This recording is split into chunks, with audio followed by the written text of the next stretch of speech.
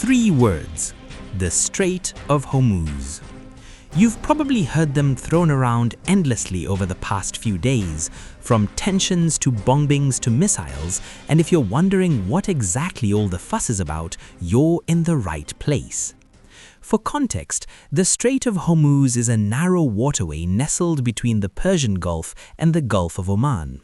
But before we zoom in on it, we first need to understand what a strait actually is, because that's where the real story begins. Throughout history, civilization has leaned heavily on water as its preferred highway, and for good reason. Firstly, it's relatively cheap compared to other means like air, and secondly, since water covers roughly 70% of the Earth's surface, it's remarkably well suited for international trade.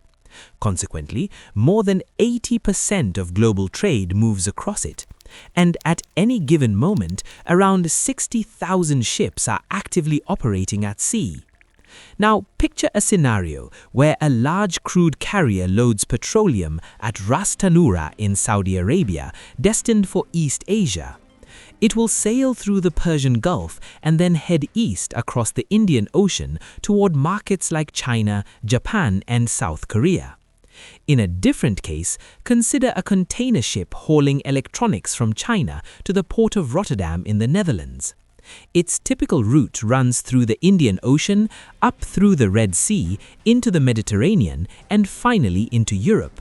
The alternative will be to sail around Africa, which is simply too long and too expensive for most operators to bother with. By now, if you are keen enough, you will realize something important. These ships don't always have a choice. Geography forces them through these specific narrow passages. These bottlenecks are what we call straits. And by definition, a strait is a natural, narrow channel of water squeezed between two landmasses. The most consequential ones in global trade are the Strait of Hormuz, the Strait of Malacca, and the Strait of Gibraltar. Underline the word natural because unlike canals which are man-made, straits are carved by nature. Now here's where things get interesting. Imagine geopolitical tensions flaring up in the region surrounding one of these straits. Two neighboring countries at each other's throats, military posturing on both sides. Obviously, no ship captain in their right mind wants to sail through that corridor for fear of being caught in the crossfire. That's why a strait earns its other name, a choke point. Choke it, and you don't just block ships, you strangle the flow of goods, thus crippling the economies of the exporting countries relying on this route, and subsequently squeezing consumers at the other end of the chain, which will probably revolt against their leaders and government. It's economic warfare without firing a single shot at the economy itself. That is precisely what's unfolding at the Strait of Hormuz right now. For starters, sandwiched between the Persian Gulf and the Gulf of Oman, the strait is surrounded by 8 among the heavy-hitting oil-producing nations on the planet. And to put that in perspective, more than 46% of the world's proven oil reserves and 40 to 45% of global natural gas reserves sit right here in this region. Now, what also makes this strait particularly vulnerable is its geography. It sits at about 30 kilometers at its narrowest point.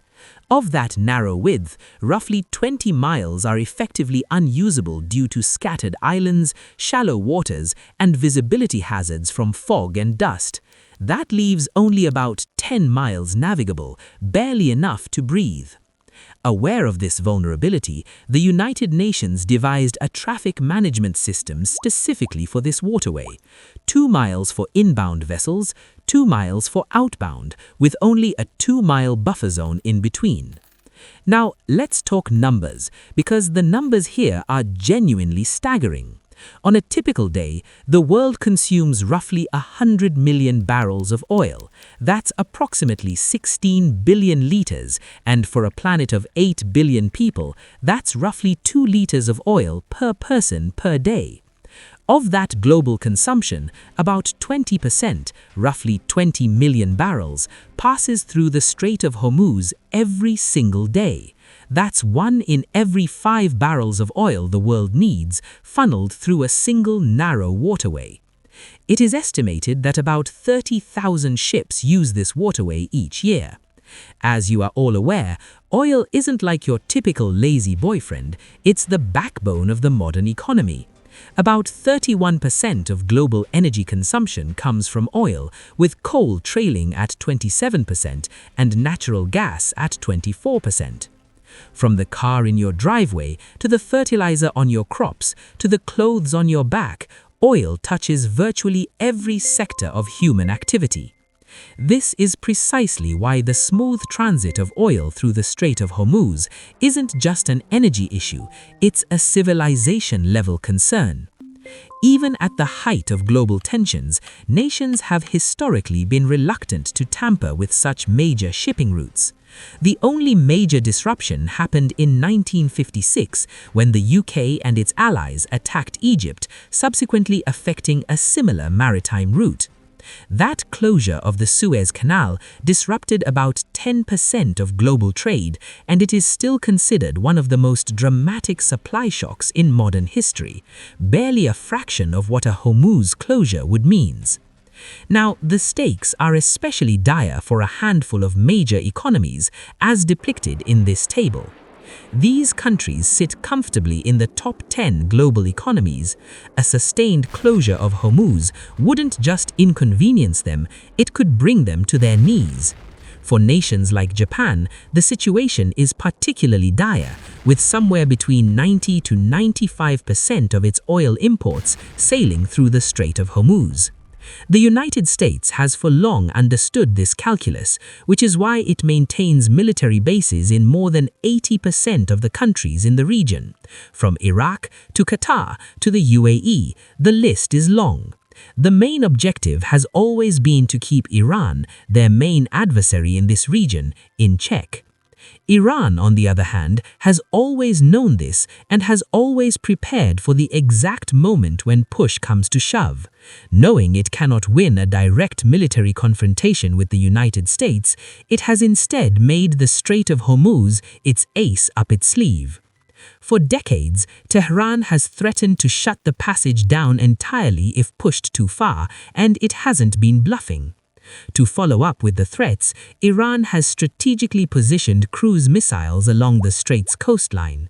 Secondly, it has stockpiled sea mines designed to gut the hulls of passing vessels, and on top of that, amassed a formidable arsenal of kamikaze drones to strike critical facilities in the region, thus raising the stakes.